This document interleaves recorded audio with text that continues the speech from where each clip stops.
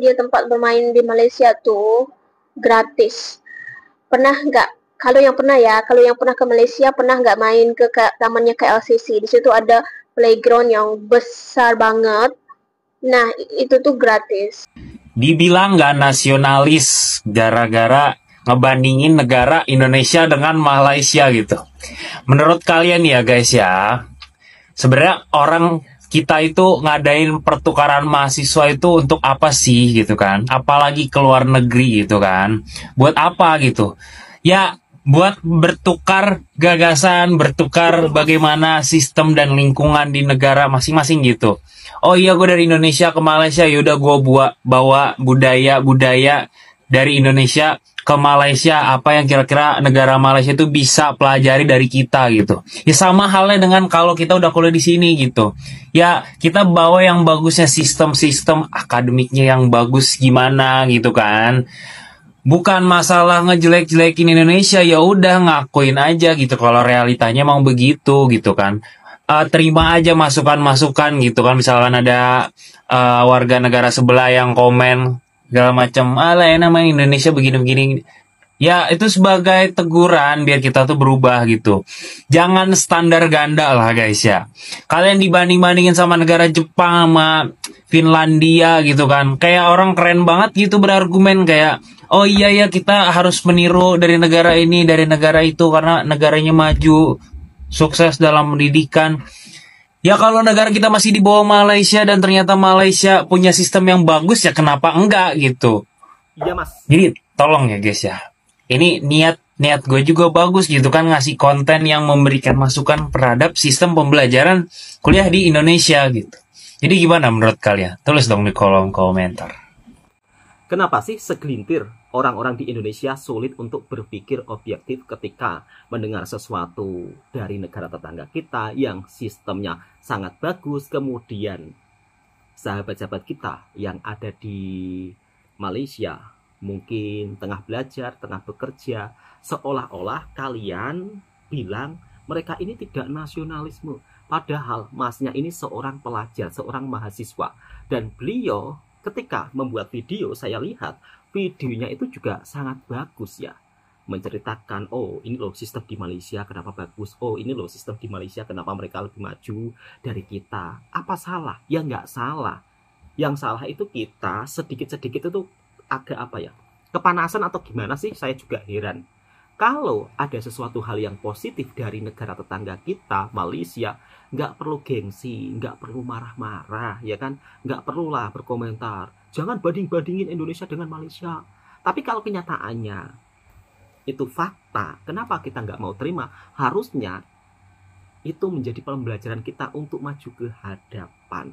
Dan pada faktanya di sisi lain, ternyata Malaysia itu lebih unggul loh dari segi destinasi wisata kesehatannya. Bahkan artis Indonesia saja sampai-sampai lebih memilih berobat ke Malaysia. Dan ini tentunya mungkin bisa menjadi percontohan yang baik. Dan sahabat-sahabat semua, kenapa Malaysia dalam sistem kesehatannya juga unggul, dalam sistem pendidikannya juga unggul? Nggak ada salahnya kalau mungkin sesuatu hal yang positif dari negara tetangga kita, kita contohinya. Tetapi kalau kita mungkin dibandingkan dengan negara lain, itu seolah-olah wah gitu, langsung merasa besar hati, sombong gitu. Iyalah kita sebanding gitu. Mentalnya ingin dipuji-puji terus, tapi kalau dibagi hal yang fakta, marah-marah tidak jelas. Ini sering terjadi di video saya juga ya. Padahal tujuannya untuk memberikan sisi pandangan yang positif supaya kita juga merubah dan menjadikannya ke arah yang lebih baik. Kira-kira seperti itu sahabatku semua. Dan pada faktanya banyak orang Indonesia yang berada di Malaysia mengungkapkan hal-hal yang mungkin banyak kita tidak tahu. Kenapa negara tetangga kita dari segi ekonomi juga lebih maju, dari segi fasilitas umumnya juga sangat baik. Ini menunjukkan bahwa negara tetangga kita memang dalam kemajuan negaranya begitu luar biasa di dalam kawasan negara Asia Tenggara. Sedangkan di tempat kita, negara kita sendiri masih banyaknya kasus-kasus yang kiranya merugikan negara seperti korupsi yang baru-baru ini juga menjadi sorotan di media internasional. Bahkan uangnya itu sampai satu gedung nggak muat, itu pun juga menjadi pemberitaan di Malaysia juga. Harapan saya mudah-mudahan negara kita itu juga bebas dari korupsi yang begitu ugal-ugalan atau luar biasa. Dan sepertinya kalau negara kita masih seperti itu, sulit maju ke hadapan. Oke, negara tetangga ini juga tidak sempurna, tetapi istilahnya tidak seteruk yang ada di tempat kita. Ini bukan berarti membanding-bandingkan, menjelek-jelekan, enggak sahabatku semua. Tetapi kita melihat info yang nyata. Oke, inilah kenapa alasan artis Indonesia lebih memilih untuk berobat di Malaysia. Langsung kita simak videonya. Hi everyone, this is Vidi and welcome to my online journal. So, udah beberapa bulan gue nggak update ke kalian tentang apapun yang terjadi di hidup gue, terutama regarding my kesehatan gitu ya. Bukan karena gue lupa ataupun karena gue sibuk, tapi mungkin karena gue lagi mencoba memproses apa yang sedang terjadi sama badan gue beberapa bulan terakhir. Dan rasanya hari ini sepertinya gue sudah berani untuk bisa share perjalanan kesehatan gue juga ke teman-teman semuanya. Karena ternyata perjalanan ini over the time belum menjadi makin mudah gitu. Tapi it's okay. Aku rasa aku selalu percaya Tuhan kasih aku cobaan, itu pasti sesuatu yang aku bisa lewati gitu insya Allah. Saat aku melakukan scan badan Desember itu, aku sebenarnya posisinya masih oke, karena di situ aku kondisinya winsang lusang, means aku tuh ada yang membesar tapi ada yang kecil gitu, jadi very good gitu. Namun April kemarin setelah Lebaran kita melakukan another scan untuk ngecek apakah obatnya yang sudah aku pakai 5 tahun itu masih berfungsi atau enggak, dan hasil April itu lumayan bikin aku tidak bisa berfungsi beberapa waktu karena hasilnya tidak sesuai dengan harapan kali ya, tidak sesuai dengan ekspektasi aku gitu. Di kondisi aku itu kata dokter ya cancer aku grow rapidly gitu, jadi situ kita memutuskan untuk harus sudah langsung ganti obat, dan akhirnya aku dikasih sebuah obat yang ternyata adalah obat yang pertama kali aku didiagnosa kanker ini dulu di Singapura juga. Dokter Singapura tuh nyuruh aku untuk pakai obat yang ini gitu, tapi waktu pada itu kan karena lockdown nggak bisa kemana-mana masih COVID, jadi aku harus pakai obat yang tersedia di Indonesia. Dan karena memang saat ini obatnya unfortunately belum sampai di Indonesia, jadi kita harus melakukan treatmentnya semua di Penang gitu. Jadi sudah beberapa bulan terakhir ini aku harus pulang pergi ke Penang untuk berobat. Kalau teman-teman kesini pulang pergi Malaysia untuk manggung, aku kesini untuk masuk ke rumah sakit gitu. Tapi it's okay. Memang perjalanannya nggak mudah, tapi aku rasa semua doa-doa dari keluarga, sahabat, dan kalian semua yang tentunya yang bikin aku makin semangat dan lebih semangat lagi sebenarnya. Karena jujur susah untuk terus semangat, dan mungkin terkait beberapa hal yang lagi ramai dibicarakan, aku memilih untuk tetap tenang dan menyerahkan semuanya kepada proses yang baik dan penuh rasa hormat. Semoga ada jalan tengah dan semoga ada ruang untuk bisa saling memahami juga, karena aku percaya kebenaran itu tidak selalu keluar dari suara yang keras untuk sampai ke teman-teman juga.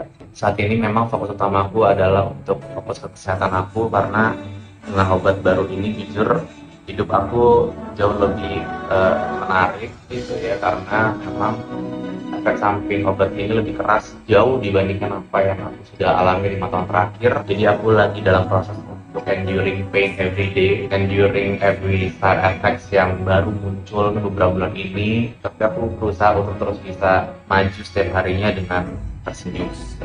Maaf kalau misalnya aku setiap online journal ini kerjaannya cuma minta doa, tapi terkadang itu yang aku butuhkan doa dan semangat dari teman-teman semuanya yang membantu aku bisa terus berjuang melawan penyakit aku sampai hari ini.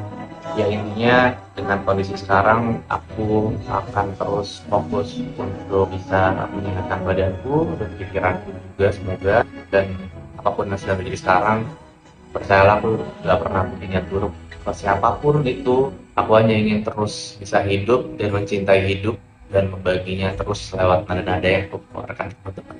So once again, terima kasih untuk teman-teman yang selalu mendukung aku, yang selalu mendoakan aku. Semoga Tuhan selalu bisa balas semua kebaikan teman-teman semuanya juga. hopefully kemo hari ini, pagi hari ini juga bisa berjalan dengan baik. Aku berdoa semoga efek sampingnya tidak terlalu dar-der-dor. Ya udah gitu aja, aman semuanya. Bismillah. Bisa. Amin Mas, semoga sehat selalu. Mas Vidi Aldiano lebih memilih kemoterapi di Pineng.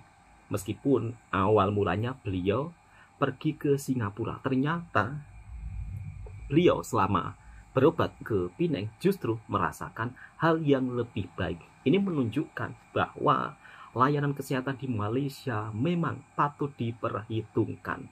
Dan kalau Indonesia tidak mau mencontohinya, sampai kapan kita layanan kesehatannya akan maju ke hadapan. Dan tentunya kenapa banyak orang Indonesia lebih memilih berobat ke Malaysia, karena hasilnya itu memang sangat positif. Dan ini bukan berarti terus di Indonesia itu semuanya jelek, enggak sahabatku semua. Tetapi kalau mungkin sahabat-sahabatku semua sudah berobat ke sana ke sini belum mendapat kesembuhan, coba bisa saja ke negara tetangga kita, yaitu di Malaysia, yang dimana ternyata lebih dekat dengan Indonesia, biaya hidupnya juga lebih murah dibandingkan dengan negara tetangga kita seperti Singapura. Oke, kita langsung lanjut ke video berikutnya. Ternyata tidak sampai di sini saja. Dalam hal ini saja, Malaysia fasilitasnya itu memang unggul. Sedangkan kalau di tempat kita itu belum ada. Langsung kita simak cerita dari orang Indonesia ketika berada di Malaysia. Kira-kira culture shock apa yang dirasakan? Sekedar informasi, berita ini informasi ya, bukan bertujuan untuk jelek-jelekin, banding-bandingin, enggak. Biar kita tahu seperti apa suasana di negara tetangga kita. Assalamualaikum warahmatullahi wabarakatuh. Jumpa lagi bersama Mami Omar di sini di channel Cerita Mami Omar.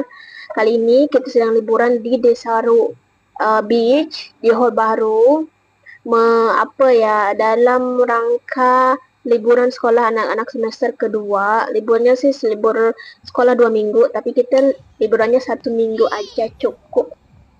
Dalam video ini nih, aku mau bahas mengenai serunya dan asyiknya tinggal di Malaysia. Wow, memang benar ya, kalau nggak tinggal di Malaysia aku nggak akan tahu kalau banyak sekali hal-hal yang bikin ngebetahin. Yang pertama yaitu adalah taman ataupun dia tempat bermain di Malaysia tuh gratis. Pernah nggak? Kalau yang pernah ke Malaysia, pernah nggak main ke tamannya KLCC? Di situ ada playground yang besar banget. Nah, itu tuh gratis. Lepas itu ada juga kolam renangnya ataupun water parknya, small water park di lingkungan taman KLCC, itu semua gratis. Dan bukan hanya di situ, di tempat-tempat lain juga ada banyak banget tempat-tempat umum, contohnya KL Perdana, Taman Perdana ya. Ada juga tempat-tempat lain itu taman bermainnya gratis. Sepuasnya anak boleh main dari pagi sampai malam, sampai tutup tempat itu. Gratis guys, gratis. Bahkan tempat parkirnya pun gratis. Kecuali kalau kalian gak dapat tempat parkir, jadi harus cari tempat parkir yang berbayar. Ya. Kemudian yang kedua, alat transportasi publiknya mudah dan murah. Nah, kalian kalau ke Malaysia boleh pakai LRT dimanapun, kemanapun. Udah gitu, bus ada standby, BRT bus pun ada standby, tapi semuanya harus pakai kartu touch and go ya guys. Kalau kesini harus pakai kartu touch and go. Yang ketiga, kalau jalan-jalan di pinggir jalan tuh ataupun dimanapun, selama saya tinggal di Malaysia kurang lebih sekitar 8 tahun ini, gak pernah lihat gelandangan ataupun gembel di tepi jalan, tidur ataupun pengemis. Gak pernah sama sekali. Gak pernah lihat ODGJ lah yang macam tuh. Gak ada gengs. Jadi aman, pinggir jalan tuh gak ada yang begitu-begituan. Kita gak takut ada orang yang gimana-gimana. Tepi jalan tuh di trotoar semuanya rapi, bersih. Beneran. Kemudian aku juga nggak tahu ya kalau negara-negara lain, tapi negara Malaysia ini ada hari libur memperingati Ultah Raja loh. Iya, ultah raja tuh setiap tahunnya itu ada diperingati dan itu libur kerja dan juga sekolah semuanya libur seluruh Malaysia. Jadi untuk memperingati hari ulang tahun raja tuh sekolah dan kerja diliburkan 1 hari saja. Nah, yang keempat, sistem perumahannya rapi dan bersih, gengs. Rapi, bersih, benar-benar tertata deh. Jalanannya pun bagus. Jadi perumahan tuh, di sini perumahan tuh kayak seragam. Jarang banget rumah-rumah yang lain desain. Desainnya tuh rata-rata sama. Kalau satu perumahan sama desainnya. Paling yang membedakan itu mungkin jendelanya, ataupun pakai tralisnya, ataupun catnya. Nah gitu. Oke. Yang kelima. Yang kelima atau yang keenam nih, gengs. Tidak ada bunyi klakson di jalanan. Nah, nggak bising, nggak pening. Kalau kita lagi jalan tuh macet dikit, nggak ada tuh yang bip klakson bip sampai pusing kepala, nggak ada. Jadi semuanya tuh tertib. Polusi telinga bersih, polusi udara bersih, dan juga polusi mata tuh bersih. Polusi mata tuh maksudnya sampah-sampah tuh nggak ada ya, bersih ya. Oke, nextnya nih, number berapa ya? Pokoknya next ada sangat menjunjung tinggi budaya. Contohnya pakaian di Malaysia tuh udah biasa ya pakai kan baju Melayu, baju kurung itu adalah baju khasnya Malaysia dan itu biasa sekali digunakan setiap hari oleh orang-orang Malaysia tuh bahkan yang bukan orang Malaysia pun pakai loh. Beneran. Oke, nextnya banyak mall-mall besar, apalagi mall-mall besar tuh biasanya ada playgroundnya yang gratis juga. Jadi anak-anak tuh bisa sepuasnya main di playground. Kadang-kadang sudah hampir jam 10 pun anak-anak gak mau pulang loh. Karena suka gitu di playground dan maminya juga suka karena gratis. Oke, nextnya nih, apalagi ya kira-kira? Bahasa sehari-harinya apa sih? Bingung kalau yang nggak tahu bahasa Melayu ataupun warga negara luar masuk ke Malaysia nih bahasa sehari-harinya itu adalah bahasa Inggris, gengs. Apalagi di wilayah Kuala Lumpur, Selangor, dan Johor Bahru itu kota-kota besar gitu, itu bahasa sehari-hari adalah bahasa Inggris. Oke, jadi nggak usah shock banget belajar bahasa Inggris buat bisa ngomong bahasa Inggris, oke, bisa ngomong bahasa Melayu, oke, cuan lah. Oke, nextnya surga makanan, banyak banget loh makanan dari berbagai negara di sini, bukan hanya dari Indonesia yang tetanggaan, tapi juga suamiku orang Mesir, senang banget loh dia di sini bisa makan makanan khas Mesir bisa. Dan bahan-bahan baku untuk membuat makanan Mesir pun di sini mudah didapat dan harganya pun terjangkau. Nggak harus balik dulu ke Mesir deh untuk bisa makan makanan Mesir dia. Next. Jalanan kampung semuanya aspal, gengs. Oke, nggak ada itu jalan batu-batu ataupun jalan berdebu ataupun jalan tanah liat itu. Bolong-bolong tuh nggak ada. Alhamdulillah, jalanan-jalanan semuanya aspal dan juga bersih. Oke, nggak bolong-bolong. Oke, next. Nggak sembarangan buka bisnis. Di sini tuh di Malaysia nggak sembarangan buka bisnis. Mau itu lokal ataupun warga luar maksudnya WNA ya, warga negara asing di Malaysia tuh nggak sembarangan boleh buka bisnis. Contohnya di bawah tempat tinggal aku nih banyak kan mall kan. Di bawah tempat tinggal aku tuh banyak shop lot kosong, nggak bisa tiba-tiba kita bikin gorengan lepas itu kita jual di bawah tuh, nggak bisa, gengs. Apalagi untuk yang bisnis resto ataupun bisnis makanan tuh, yang mengelola bisnis, yang punya bisnis, karyawannya juga harus vaksin tipoid dan harus ada sertifikatnya. Seperti itu. Jadi nggak sembarangan kita bisa masak-masak udah tuh jual, nggak boleh. Harus vaksin tipoid dulu sebelum memulai bisnis makanan. Oke, nextnya aman, gengs. Di sini nggak ada begal, nggak ada copet. Mau turis ataupun lokal, jalanan malam-malam tepi jalan tuh, apalagi di wilayah kota besar seperti Bukit Bintang, KLCC dan sekitarnya tuh rame kan, 24 jam rame. Itu aman. Kalau mungkin ada tulisan ya di mana-mana ya, kalaupun di stasiun kereta api selalu di stasiun bukan kereta api, di stasiun kereta api emangnya apaan? di stasiun kereta itu selalu ada mengingatkan untuk waspada copet. Oke, waspada copet. Alhamdulillah seumur umur di sini nggak pernah deh ada pengalaman itu. Alhamdulillah, semoga nggak ada ya. Oke, nextnya public transportnya pakai card yang intinya ya, pakai yang tadi itu aku sebutkan pakai touch and go. Kemudian persyaratan kerja tidak ada batasan umur dan tinggi badan. Wow, di sini nih base-nya. Aku pernah kerja di sini juga, tapi dari setiap pekerjaan yang aku lamar ataupun aku masukin di sana, gak ada di situ persyaratannya tinggi badannya harus dari tinggi 150 sampai 180 ataupun berapa. Karena kalaupun ada, aku nggak akan masuk kerja-kerja, geng. Beneran deh. Karena aku kan minimalis ya orangnya. Jadi tinggi badan itu di sini bukan persyaratan, tidak masuk ke dalam persyaratan pencari kerja dan tidak ada batasan umur. Seneng kan? Yang paling di highlightnya itu warga negara ataupun bukan warga negara. Karena mungkin kalau warga negara nggak usah urus visa. Kalau bukan warga negara, jadi perusahaan tuh harus urus-urus visa juga. Makanya itulah yang paling di highlight. Oke, nextnya. Tahun ajaran baru di Malaysia itu adalah Januari. Jadi kenaikan kelasnya itu di bulan akhir November, biasanya ataupun di Desember. Jadi di libur akhir tahunnya itu Desember, masuk lagi kelas tuh Januari. Oke. Lagi jalan tol di Malaysia itu bukan untuk mobil saja, gengs. Bukan untuk mobil aja tuh. Jalan tol di Malaysia itu untuk motor juga. Jadi jangan heran ya kalau kalian dari airport mau ke KL Sentral ataupun mau kemana, mau ke hotel kalian itu, di jalan tuh lihat ada motor di jalan tol. Sampai kalian pikir itu bukan jalan tol kali. Itu jalan tol. Tapi motor pun boleh masuk. Oke, nextnya, apalagi nih? Kira-kira mau bahas apa lagi nih tentang Malaysia?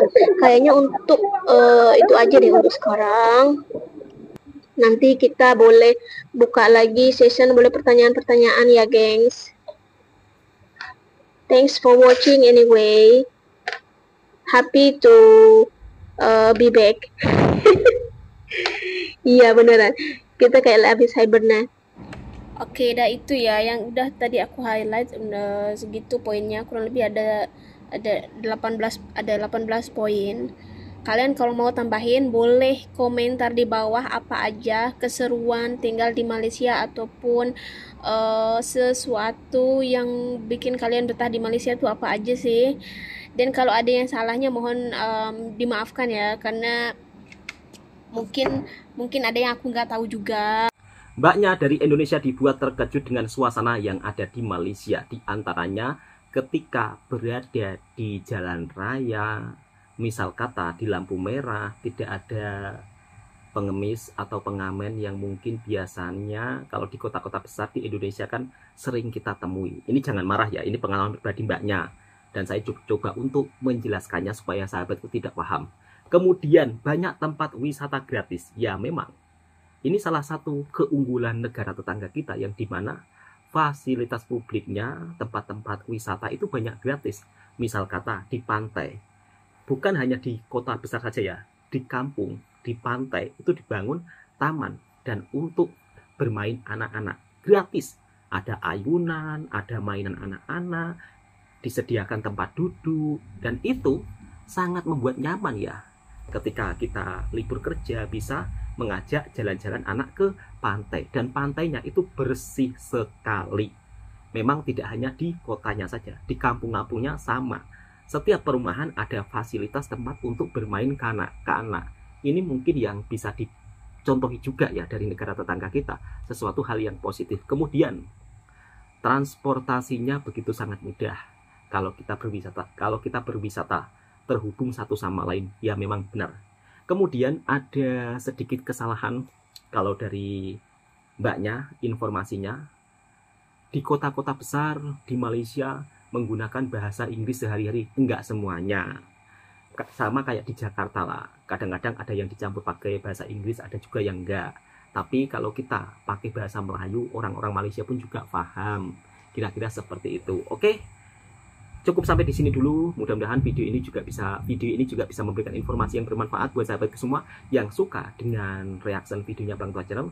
Bang Toha Channel Mersing, silahkan tekan tombol merahnya, subscribe, like, komen, dan bagikan ke sahabat Anda semuanya. Dan ini adalah pengalaman pribadi mbaknya yang tinggal di Malaysia, dibuat kagum dengan sistemnya, luar biasa.